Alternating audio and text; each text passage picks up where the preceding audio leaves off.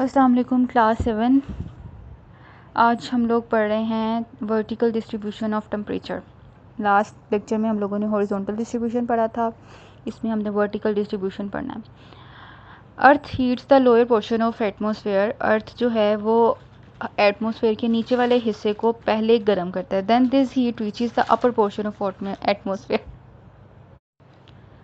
ये जो हीट है ये पहले नीचे एटमॉस्फेयर के लोअर पोर्शन को गर्म करती है और फिर ये अपर पोर्शन को गर्म करती है। It proves why the lower atmosphere is more hot and as we move upwards temperature keeps on falling. इसीलिए ये बात साबित होती है कि जो नीचे वाला एरिया है वो ज़्यादा गर्म होता है क्योंकि वहाँ पे टेम्परेचर ज़्यादा है, हीट ज़्यादा है, ठीक है। और जैसे जैसे हम ऊपर की तरफ मूव करते हैं, ठीक है, जैसे जैसे हम ऊपर जाने की कोशिश करते हैं तो टेम्परेचर क्या होता है, कम होना शुरू हो जाता है। आप जैसे जैसे पहाड़ी इलाकों की तरफ जाएंगे आपको क्या हो जाएगा, सर्दी फील होनी शुरू हो जाएगी। और आप जैसे जैसे नीचे इलाकों में आएंगे वहाँ पे गर्मी ज़्यादा होगी। भी लाहौर में गर्मी बहुत ज़्यादा है, आप नॉर्दर्न एरियाज़ में चले जाएँ वहाँ पे सर्दी ज़्यादा होनी शुरू हो जाएगी क्योंकि वो ऊपर हैं। तो आप जब उससे भी ऊपर जाना शुरू हो जाएंगे तो टेम्परेचर और भी ज़्यादा गिरना शुरू हो जाएगा। This is known as vertical distribution of temperature. इसे वर्टिकल डिस्ट्रीब्यूशन कहते हैं, यानी ऊपर से नीचे। नीचे गर्मी ज़्यादा है, ऊपर सर्दी ज़्यादा है, ठीक है। नीचे वाला एटमॉस्फेयर ज़्यादा गर्म है, ऊपर वाला ठंडा है। नीचे टेम्परेचर ज़्यादा है, ऊपर टेम्परेचर कम है। तो जो सीधा चल रहा है ये वर्टिकल डिस्ट्रीब्यूशन होता है। The temperature decreases by 6.5 degree centigrade at every 1000 metre height. जैसे ही आप 1000 मीटर हाइट ऊपर चले जाएंगे तो टेम्परेचर 6.5 डिग्री कम हो जाएगा।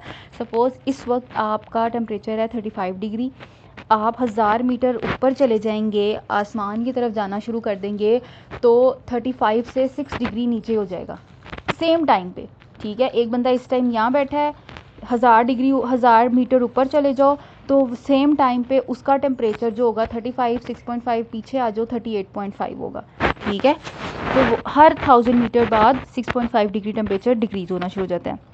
There are seas, desert, lands and mountains on the surface of earth. Due to these variation, the temperature ratio also varies from place to place. अब कहीं पे समंदर है, कहीं पे सहरा है और कहीं पे ज़मीन और कहीं पे पहाड़, अर्थ ऐसे बना हुआ है। तो इसी वजह से हर जगह का टेम्परेचर एक जैसा नहीं होता। पहाड़ों पे टेम्परेचर ज़्यादा होता है, समुद्री इलाकों में टेम्परेचर कम होता है क्योंकि हाइट का फ़र्क आ जाता है। जब हाइट का फ़र्क आएगा तो टेम्परेचर का भी फ़र्क आना शुरू हो जाएगा। At dawn and sunset the sun rays fall on earth in curve manner.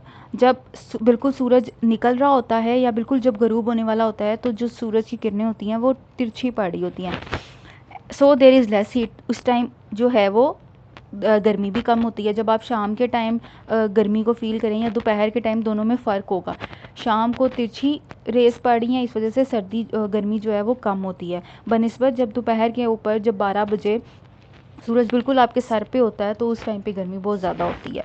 Eight 12 o'clock noon the sun rays fall vertically on the earth so there is more heat, ठीक है। तो ये वर्टिकल डिस्ट्रीब्यूशन थी temperature की। Next है air pressure. There is more air pressure in the lower portion of atmosphere and it decreases with height. अब ये क्या कह रहे हैं कि एटमोसफेयर का जो नीचे वाला हिस्सा है वहाँ पे एयर प्रेशर कम होता है, ठीक है। और जैसे जैसे हम ऊपर जाते जाएंगे एयर प्रेशर कम होता जाएगा, ठीक है। जैसे आपने टेम्परेचर का याद रखना है, आपने एयर प्रेशर का भी वैसे ही याद रखना है कि जैसे जैसे आप ऊपर हाइट की तरफ जा रहे हैं टेम्परेचर कम हो रहा है, उसी तरह एयर प्रेशर भी कम हो जाएगा। High air pressure results in rise in temperature. जहाँ एयर प्रेशर ज़्यादा है वहाँ पे टेम्परेचर भी ज़्यादा है, और जहाँ एयर प्रेशर कम है वहाँ पे टेम्परेचर भी ज़्यादा। आप उल्टा भी से याद रख सकते हैं कि जहाँ टेम्परेचर ज़्यादा वहाँ एयर प्रेशर ज़्यादा, और जहाँ पे टेम्परेचर कम वहाँ पे एयर प्रेशर भी कम। So, moreover, the air is more dense in lower area. This air contains heavy gases.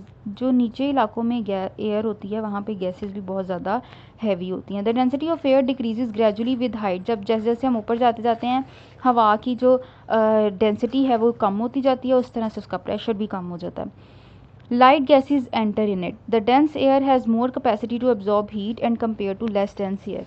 अब जैसे ही हवा डेंस हो गई, डेंस का मतलब गैसेस ज़्यादा हो गई, तो उनके अंदर कैपेसिटी होती है कि वो हीट को ज़्यादा एब्जॉर्ब कर लें, इसलिए नीचे वाले इलाकों में हीट ज़्यादा होती है। जैसे जैसे आप ऊपर जाते जाते हैं हवा का प्रेशर कम होता है क्योंकि गैसें कम हो जाती है। जब गैसेस कम हो जाती हैं तो वहाँ पे हीट भी कम हो जाती है। Due to this reason temperature keeps on falling with height. तो जैसे जैसे आप ऊपर जाते हैं टेम्परेचर कम होने लग जाता है। ये आज का आपका टॉपिक था vertical distribution of temperature and air pressure.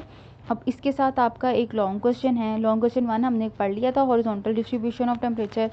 Question number 2 है explain the vertical distribution of temperature. बहुत आसान और सिंपल से आपको आई होप समझ आ गई होगी। कोई चीज़ आपको समझ ना आई हो, मुश्किल लगी हो तो पूछ लीजिएगा।